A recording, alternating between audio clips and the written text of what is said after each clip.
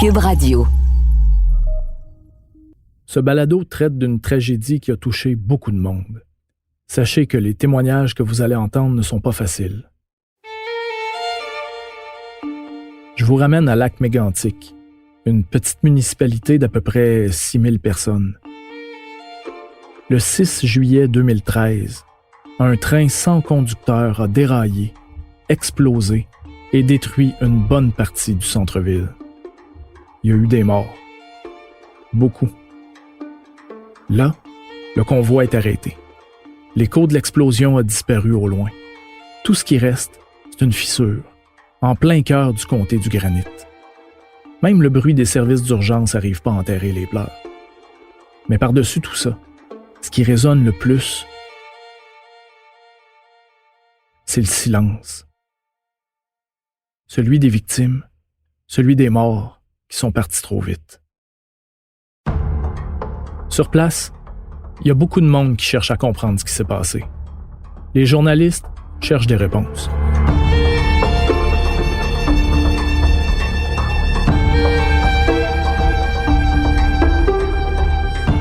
Je m'appelle André-Sylvain Latour. Vous écoutez « C'est arrivé le 6 juillet 2013 à Lac-Mégantic ».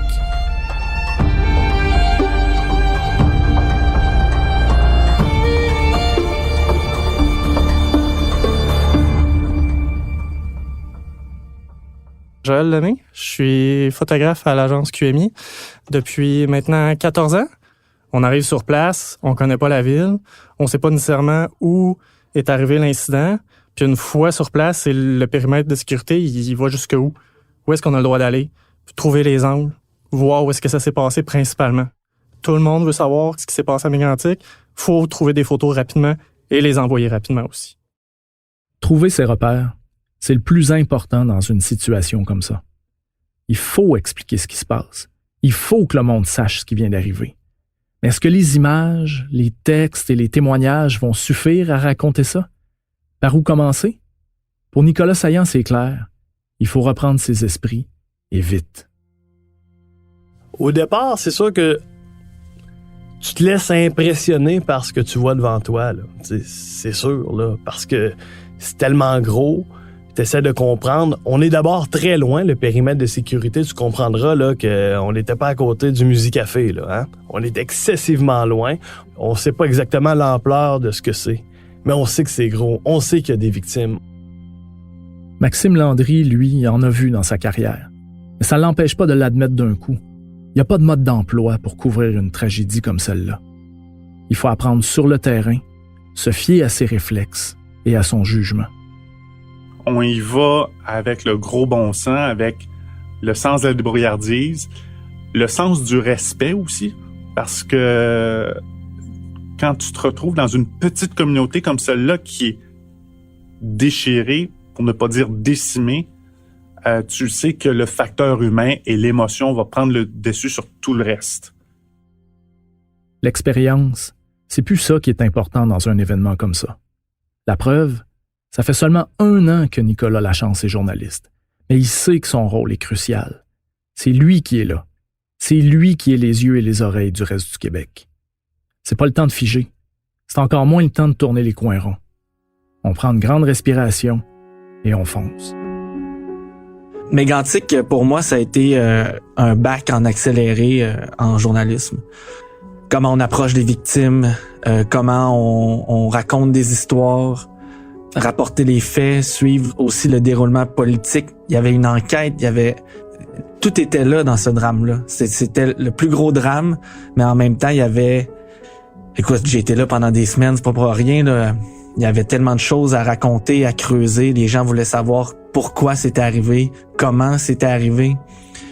On voulait connaître les histoires des gens aussi qui étaient disparus ce soir-là. Sur place, les journalistes posent beaucoup de questions. Il faut retourner chaque pierre pour vraiment comprendre. Parce que c'est loin d'être simple. Tout ce qu'on voit, c'est du métal fondu, du béton craqué, de la poussière. Beaucoup de poussière. Dans les salles de nouvelles, on veut maximiser les efforts des équipes sur le terrain. Chacun a son rôle à jouer. Chacun doit mettre son morceau dans le gros casse-tête qu'on essaie de construire. Parce qu'en ce moment, toutes les pièces sont mélangées. Moi, je faisais du direct. De très tôt le matin jusqu'à tard le soir. Audrey Gagnon est journaliste à LCN et TVA. J'étais en direct tout le temps, à couvrir tous les points de presse parce que, évidemment, il y avait énormément d'informations à transmettre. Même si l'information, des fois, arrivait au compte-gouttes, il y en avait beaucoup, il y avait énormément de questions auxquelles les gens essayaient de répondre. Fait qu'il y avait des points de presse réguliers de la Sûreté du Québec, Bureau du coroner, la Sécurité civile, le BST, Bureau de la sécurité dans les transports. Fait que moi, je courais à travers la ville pour rapporter les faits des différents points de presse. C'est sûr que les détails techniques, c'est important. C'est important pour les journalistes et c'est important aussi pour tout le monde. Mais à Lac-Mégantic, en juillet 2013, il y a vraiment une réponse que tout le monde veut avoir. Un élément qui obsède les journalistes comme Catherine Lamontagne. Ce qu'on attendait, c'était le décompte. Bonjour à tous. Alors, le bureau du coroner est en mesure de vous informer du fait qu'on a formellement identifié une première victime. Donc, aujourd'hui, on a retrouvé tant de personnes. Le bureau du coroner a été en mesure d'identifier telle personne. Nos policiers ont réussi à retrouver 8 victimes de plus. C'était telle femme qui avait tel âge, c'était tel homme qui avait tel âge. Les recherches aujourd'hui nous ont permis de découvrir 5 autres victimes parmi les décombres. Il y avait un travail qui se faisait, vraiment un travail de minutie. Je me souviens, il y avait une anthropologue judiciaire qui avait travaillé dans les décombres du World Trade Center en 2001, qui avait été dépêchée à Mégantic pour venir prêter main forte aux experts et aux scientifiques et aux autorités sur place. Donc, l'obtention de 8 identifications formelles moins d'une semaine après les événements démontre le rendement exceptionnel des ressources qui ont été mises en place par le laboratoire de sciences judiciaires et de médecine légale. C'est une enquête difficile. Jusqu'à maintenant, on sait qu'il y avait 72 wagons, des DOT 111 pleins de pétrole brut. On sait que le train est venu de Nantes, la municipalité d'à côté, qui a dévalé la pente avant de dérailler et d'exploser. On sait que les dommages sont énormes. Ça fait 10 jours que c'est arrivé. C'est le temps d'aller dans la zone rouge, d'aller voir ce qui reste du centre-ville. Un autobus jaune, un représentant par média, pas plus. Le 16 juillet 2013, c'est le tour guidé d'une zone dévastée, d'un cimetière à ciel ouvert. Je me souviens, c'était Michel Brunet de la Sûreté du Québec qui nous avait dit « Vous allez voir, quand vous allez descendre l'autobus, ce que vous allez vivre là, ça n'a rien à voir avec tout ce que vous avez vécu dans votre vie. » Là, tu te dis « On en a vu d'autres. » Mais il avait raison. Quand tu mets le pied, ça craque. Tellement le sol il est sec. Il n'y a plus rien. Il n'y a plus un brin d'herbe. Il n'y a plus un arbre. Il n'y a rien. C'est beige. C'est crevassé, là. C'est un paysage qu'on n'a jamais vu, là, que moi, j'avais jamais vu. Je me souviens des lampadaires qui étaient comme une chandelle qui a trop brûlé, là, à la fin d'un repas, là. Mais là, c'était les lampadaires là, d'acier, là, ça a fondu. Là. Tu regardes les arbres, puis je me souviens, l'expression que j'avais trouvée, c'est comme si on les avait brûlés au napalm. Il n'y a plus rien, là. Tu voyais exactement la ligne était où, là. Tu voyais une moitié de lampadaire brûlé, là. C'était comme si un laser était passé. Il y avait plus de sol, il y avait plus de bitume. Ça sentait le gaz, ça sentait la mort. Ça a été... Puis c'était une journée... Écoute, il faisait chaud à Mégantic, là. Quand c'est arrivé, c'était hallucinant, la chaleur qui se dégageait de là. En plus du feu, il devait faire c'était une canicule, il fait 40 degrés. C'était étouffant, là, complètement étouffant. Chaque pas que tu fais, t'essaies de comprendre qu'il y avait au-delà de 40 vies ici qui se sont perdues dans un claquement de doigts. Là.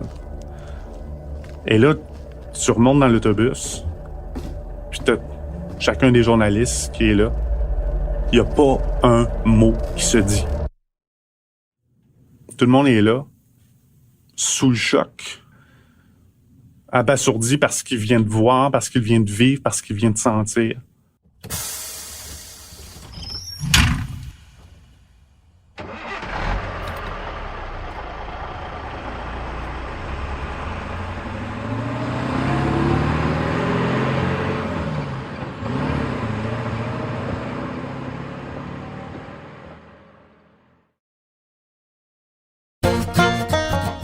Quand j'ai eu 30 ans, je me suis lancé comme défi de tuer un chevreuil et de pêcher un saumon.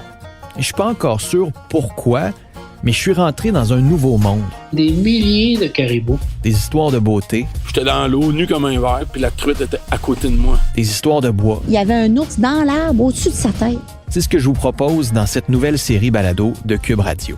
Je m'appelle Philippe-Vincent Foisy, je vous invite à écouter Histoire de chasse et pêche, disponible sur cube.ca et les autres plateformes de balado.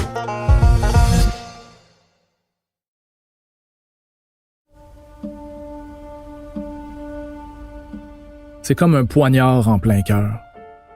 Mais les journalistes doivent rapidement oublier la blessure, garder la tête froide. Visiter la zone rouge a apporté beaucoup de réponses, mais ça a apporté aussi une toute autre dimension à la tragédie. Ce que j'ai réalisé, c'est beaucoup moins grave que 47 morts, là, mais c'est que la coulée de pétrole, tu sais, il y avait 72 wagons. C'est pas tous les wagons qui ont explosé, mais c'était du pétrole en tabarouette, là. Il y en avait du pétrole qui a coulé dans le lac, dans la rivière, qui s'est promené, là, qui s'est déversé partout, là. Juste ça, là, cette coulée de lave-là, coulée de pétrole, juste ça, c'était quand même intense de voir ça, là. C'est comme très loin des 47 décès, là, mais ça montrait quand même à quel point, là, cette explosion-là, là, c'était pas rien, là. Il y en avait du pétrole. On comprend pourquoi ça a sauté. L'explosion a été tellement grosse qu'on n'a même pu la voir de l'espace. Alors il ne faut pas s'étonner que les yeux du monde entier se soient tournés du côté de l'Estrie. Les médias sont venus de partout. Plus de micros, plus de caméras, plus de questions. La pression augmente sur les autorités. Écoutez, la faune médiatique du Québec et même d'ailleurs est rassemblée dans une petite ville qui s'appelle Mégantic. Indéniablement, les autorités compétentes finissent par s'organiser pour nous donner des réponses. C'est sûr qu'il y a une pression de plus que si tout le monde est dans son bureau, aux quatre coins du Québec, puis lâche un coup de fil une fois de temps en temps. C'était là que ça se passait, c'était maintenant. Donc, est-ce que le fait qu'il y avait cette espèce de pression et de cette présence médiatique-là a fait débouler les choses plus vite? Peut-être. C'est sûr que le travail des journalistes amène des réponses. Et c'est tellement important dans des événements comme ça. Les journalistes sur place dans des événements comme ça sont essentiels. On est là pour ça, on est là aussi pour rapporter les histoires, faire en sorte que ces gens-là ne soient pas oubliés. Nous, il y avait des points de presse, donc on rapportait ces informations-là à la population, de dire, ben là, il y a une ligne qui a été mise en place, il y a un centre où là, vous pouvez vous rapporter, puis aller signaler la disparition pour que les équipes puissent se mettre à la recherche, l'identification, qu'est-ce qui s'est passé. Donc, on est comme la courroie de transmission entre la population puis les services d'urgence, les équipes en place. Les gens qui ont perdu des familles, qui ont perdu des proches, se posaient des questions et les réponses, là, ils venaient souvent beaucoup plus rapidement par nous que par les canaux principaux ou officiels, que ce soit la Sûreté du Québec ou la MMA à l'époque. Les journalistes sont déchirés. D'un côté, il faut rester de glace devant une catastrophe comme ça. De l'autre, il faut établir le contact avec les proches, leur prendre la main et partager leur douleur. C'est pas une tâche facile, mais c'est ça le travail. Les gens qui vivent des drames comme ça, souvent, ils ont besoin de parler. Ils ont besoin de se raconter, ils ont besoin de se faire entendre, de faire entendre leur histoire. Donc, en général, en tout cas, moi, ce que j'ai vécu, c'est eux qui nous abordaient. Mais attention à ne pas franchir la ligne. Les émotions sont à fleur de peau. Il faut jongler avec les sentiments et les faits, et c'est facile de se perdre en chemin. Le principal, c'est qu'il faut être vrai. Et ça s'apprend pas sur les bancs d'école.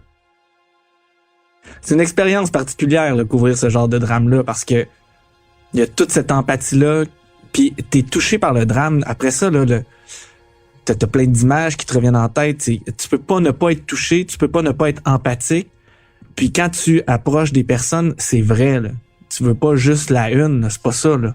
C'est vrai, tu veux connaître leurs états d'âme, tu veux savoir par quelle gamme d'émotions ils passent, tu veux essayer de savoir c'est quoi l'histoire derrière leur drame, tu veux le raconter, tu veux bien le faire, mais en même temps, tu veux l'avoir, là. Tu sais, ça fait partie de notre métier, ça. C'est la partie étrange, mais il y a une espèce d'adrénaline puis d'instinct de survie qui nous habite, nous aussi, quand on est sur le terrain.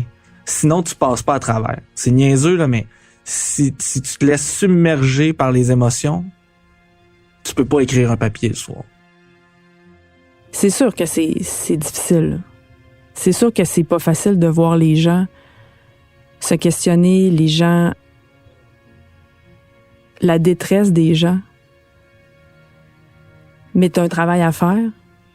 Puis il y a l'adrénaline qui entre en ligne de compte aussi, ça, faut pas l'oublier. C'est toujours délicat parce que c'est une dualité entre on remarque la dévastation, c'est quelque chose de frappant, mais il faut que je fasse mon travail.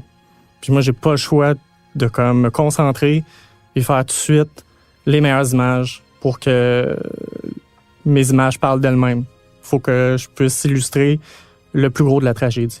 Qu'est-ce qui s'est passé? Sur le coup, t'arrives à faire ton travail. Ce qui était le plus difficile, c'est quand j'arrivais à l'hôtel le soir ou à ma chambre, peu importe, où là, la pression retombait un peu. L'émotion prend un plus le dessus, où c'est là où tu réalises qu'il y a des gens qui ont perdu des proches, qu'il y a des gens qui ont perdu leur maison, qu'une partie de la ville sera, une partie de la ville est plus là, puis que la vie de ces gens-là vient de changer à tout jamais.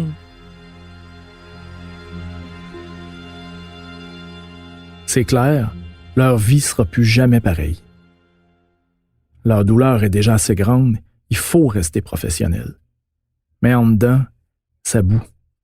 On a beau enfouir les émotions au plus profond de nous-mêmes, elles finissent toujours par remonter à la surface. Lac Mégantic, c'est un peu ça. C'est une tragédie au cœur d'une ville, mais c'est un poignard au cœur de tout le monde. Ah, c'est clair que Mégantic m'habite encore. Je revois des images. On dirait qu'en vieillissant, la carapace est moins épaisse, là. Puis ça me fait encore de quoi. Ça ravive des douleurs, puis on s'entend des douleurs, là. Ça n'a rien à voir avec ce que les gens ont vécu là-bas, là. Mais comme journaliste, là, tu sens l'émotion monter encore à l'intérieur. Alors que pourtant, quand tu es dans l'action, tu prends pas nécessairement conscience de ça. Tu as un boulot à faire, puis t'es un peu drivé par l'adrénaline, puis il fait chaud, les journées sont difficiles, c'est pas facile techniquement, puis t'essaies de t'arranger, il y a la fatigue qui rentre en ligne de compte, et c'est quand tu prends un pas de recul que là tu fais comme qu'est-ce qui vient de se passer là? Je suis quelqu'un d'extrêmement émotif dans la vie, là. C'est quand même facile pour moi de me laisser pas envahir par mes émotions, mais je suis proche de mes émotions. Puis à Mégantic, c'est comme si j'avais pas eu le temps. Il y avait tellement de choses à faire. Il y avait tellement d'angles à fouiller, de sujets à développer, de personnes à rencontrer. On avait tellement de questions à se poser. On était tellement sur l'adrénaline qu'on dirait que j'ai pas eu le temps de me laisser envahir par mes émotions. Fait qu'on, tu baisses la tête puis tu fonces.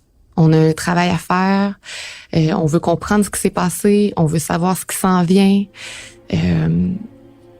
C'est ce qu'on a fait, je pense.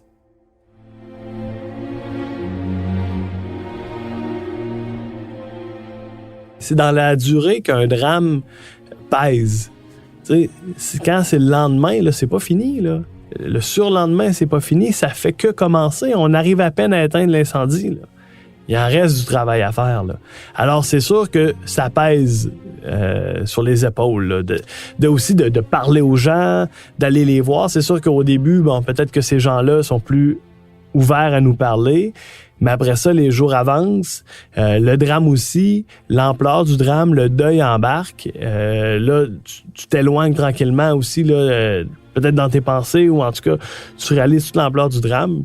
Et là, c'est sûr qu'à ce moment-là, un peu comme tout le monde, t'as peut-être plus le goût de vivre ça seul ou tranquillement.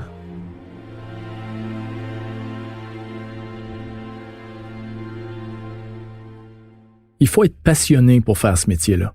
Ne pas compter les heures, ne pas écouter ses émotions. Il faut apprendre à se recoudre le cœur, un point à la fois. Mais la cicatrice, elle sera toujours là.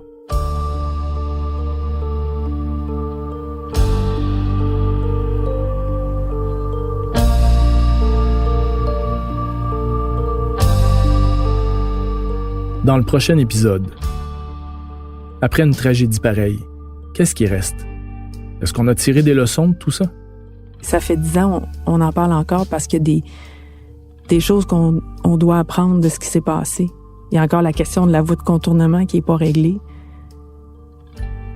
Puis je pense que notre travail est essentiel là-dedans aussi. Pour faire en sorte que les choses changent puis qu'on n'ait pas à revivre une tragédie comme ce qu'on a vécu il y a 10 ans.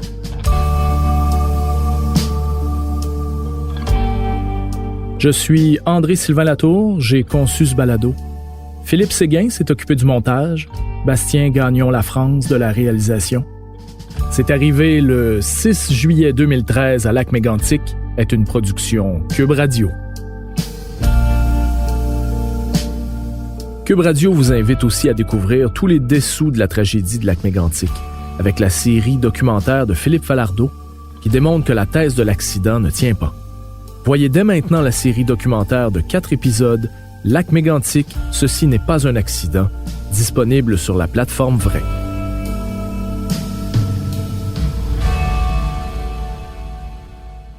Si vous avez besoin de soutien, d'aide, ou si vous sentez qu'un proche traverse des moments difficiles, s'il vous plaît, n'hésitez pas à contacter 1-866-APPEL, 1-866-277-3553. Nous vous proposons également d'autres organismes d'aide dans le descriptif de l'épisode.